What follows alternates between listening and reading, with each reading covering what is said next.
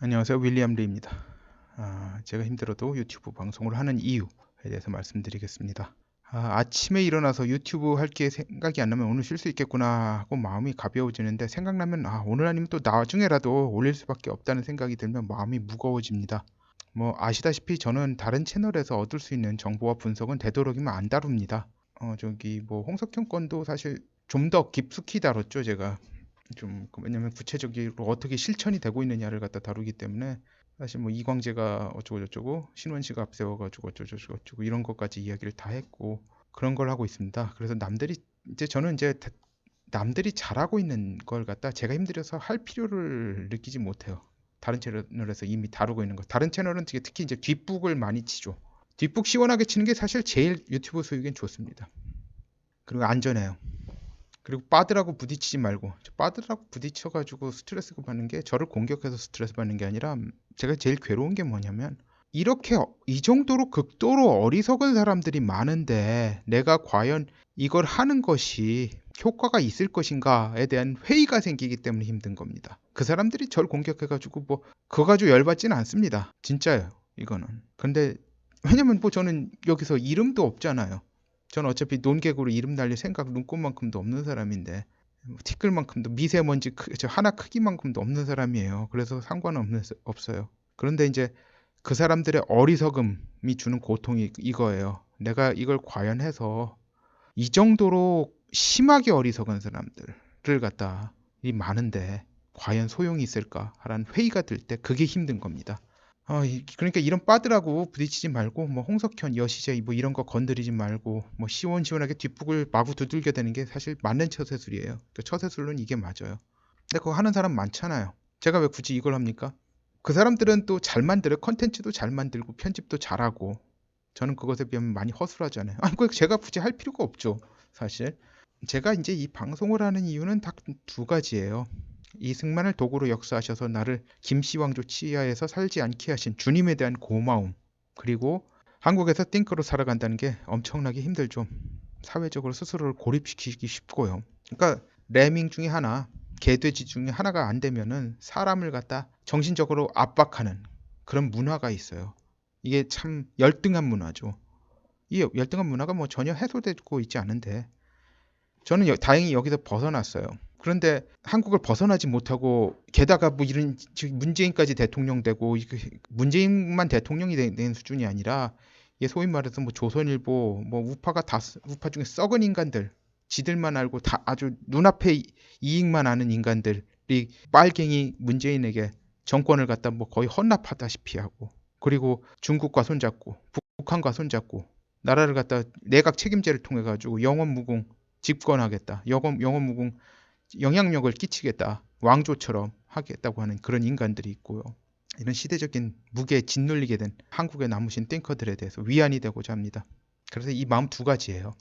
자, 우드로 윌슨과 더글라스 메가더와의 대단한 친목을 자기 편안함을 위해 쓰지 않고 독립과 공산주의와 투쟁에 쓴 이승만은 정말 위대하고 고마운 사람입니다. 그러니까 이승만은 사실 독립운동보다는요, 이제 공산주의와 투쟁에 사실 더 큰 업적이 있는 사람입니다. 이승만의 다른 업적은 뭔가요?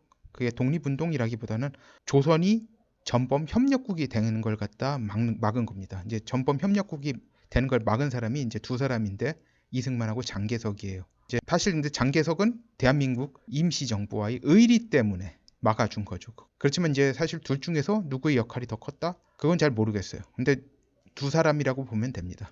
불가사의죠. 그러니까 이 두 사람, 윌슨하고 메가더하고 친해진 게 이승만이. 윌슨은 인종차별주의자예요. 흑인이 열등 인종이라서 교육으로 사실 흑인들을 갖다 개화시킨데 한계가 있다. 그렇게 이야기했던 사람이에요.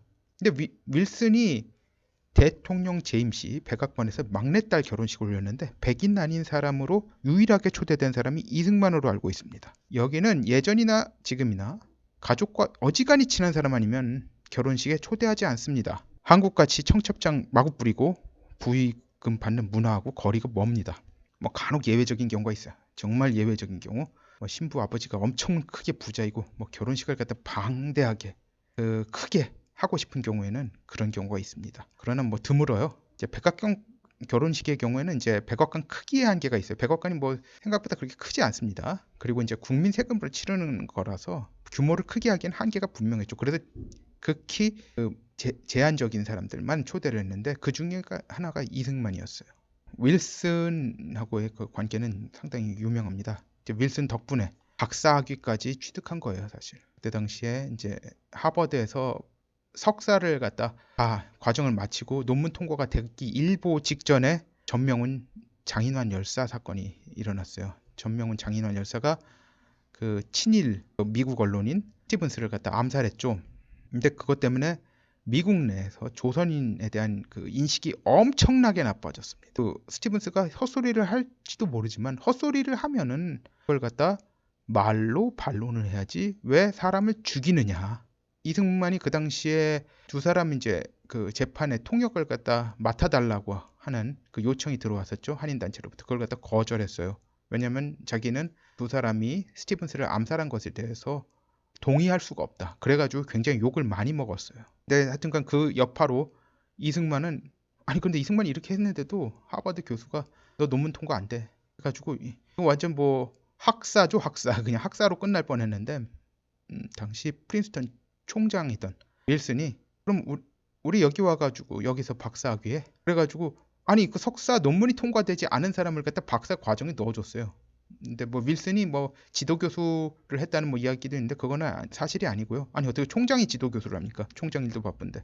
그런데 하여튼간 끌어와가지고 박사 과정을 밟게 하고 하여튼 그 후에 말이 잘 돼서 하버드에서의 석사학위하고 프린스턴의 박사학위를 거의 동시에 받았습니다. 하여튼 그 정도의 인간관계. 그리고 이제 윌슨이 나중에 사람들한테 이승만을 소개할 때 미래의 대통령이다. 그런 이야기를 했죠. 맥아더의 경우는 뭐 에고가 너무 커서 백인 친구도 거의 없었습니다. 이 38살에 육군 참모총장이 됐는데 이제 군 예산 문제로 당시 대통령이던 프랭크 델라노 루즈벨트 미국에서 유일하게 사선한 대통령이죠. 한 극심한 언쟁을 벌이고 얼마나 그 언쟁이 심했는지 나오는 길에 그 백악관 계단에 토했을 정도였습니다. 육사는 뭐 추천으로 들어갔어요. 그렇지 뭐 어떻게 보면 뒤로 들어갔다고 할 수 있는데 졸업 성적은 수석이었어요. 교우 관계가 진짜 안 좋았어요. 그런데 왜냐? 너무 거만하다고. 그런 식의 온 동창이 거의 없었다고 할 정도예요. 뭐 하여튼 이 FDR이 뭐 이 정도로 이야기했어요. 메가더를 갖다 율리우스 카이서르, 영어로는 줄리어스 시저죠. 같은 군사 독재자가 될 위험이 있는 자라고 말했을 정도였어요. 메가더는 뭐 그 수하에 이제 드와이트 아이젠하워를 갖다 거느린 적이 있는데요. 아이젠하워에 대해서도 뭐 높게 평가를 하지 않았습니다. 기껏해야 뭐 사무직이나 적당한 사람이다. 아주 좋은 사무직원이다. 그런 정도로만 얘기를 했어요. 근데 이런 사람이 이승만과는 워낙 친해서 이승만의 부인 프란체스카 도너가 셈이 난다고 할 정도였어요. 유독 메가더가 이승만한테 꼼짝 못했어요. 이 에고가 진짜 하늘을 찌를 듯한 이 메가더가 진짜 불가사의예요. 이것에 대해서 어떻게 그랬는지 저도 이해가 안 돼요. 6.25 전쟁에 미국의 참전은 트루먼 대통령의 결단과 더불어 메가더의 역할도 상당히 크게 작용했죠. 이승만은 일제강점기에 자기가 원하면 미국 대학교 교수 자리 하나는 윌슨 백으로 쉽게 얻을 수 있었습니다. 그런데 안 했어요. 그걸 갖다. 뭐 그렇게 생각할 수 있잖아요. 일단 교수하다가 조선 독립되면 근데 그렇게 안 했어요. 그것 때문에 경제적으로 굉장히 힘들었어요. 교수를 갖다 하면은 아무래도 안정적인 인컴이 있잖아요. 생각해보세요. 이게 대학교 교직원이나 이런 걸로 있는 게 얼마나 편하냐면 러시아 혁명 당시 이제 최초로 권력을 잡았다가 이제 맨셰비키였다로 이제 권력을 잡았다가 볼셰비키 밀려가지고 미국으로 망명 카렌스키라는 사람이 있어요. 카렌스키는 이제 스탠포드 대학교 후보연구소 비정규직 연구원과 시간 강사하는 걸로 만족하고 삶을 마쳤습니다. 미국에 온 다음에 뭐 다시 소련 쪽은 돌아보질 않았어요. 뭐 그쪽에 뭐 정치에 관여하거나 그럴 생각도 전혀 안 했고 그냥 미국에서 평온하게 살다 죽었어요. 이승만 대통령은 사실 그런데 원하면 교수직을 얻을 수 있었어요. 게다가 그런데 안락한 삶을 살 수 있었어요. 미국 주류에서 인정받고 미국인이 되길 강렬히 원했지만 죽을 때까지 인종차별의 굴레에서 못 벗어난 서재필과 상당한 차이가 있었습니다. 서재필은 뭐 자기 성씨도 뭐 제이슨으로 바꾸고 의과대학 졸업하고 부인도 미국에서 나름 명문가 딸하고 결혼하고 근데 죽을 때까지 인정을 못 받았어요. 의사 개업했는데 안 와. 아시안이라고. 오질 않습니다. 그래가지고 할 수 없이 사업을 시작했습니다. 승만은 진짜 교수도 될 수 있었고 평온하게 살 수 있었어요. 근데 그런 삶 아예 전혀 추구하지 않았습니다. 이분이 대학 교수로서 안온한 삶을 추구하고 거기에 정착했으면요. 저는 김씨 일가 체제에서 살았을 겁니다. 이 때문에 이제 분명 어제 잘 때는 내일은 쉬어야지 생각이 들었다가 아침에 눈을 뜨면 그냥 지나갈 수 없다. 생각이 나요. 이게 뭘 올려야겠다. 그냥 말자라는 생각이 들었다가도 아니다, 이거 언젠가는 올려야 된다라는 생각이 들면 지나갈 수 없게 됩니다. 네, 감사합니다. 구독, 알림 버튼, 공유 부탁드립니다.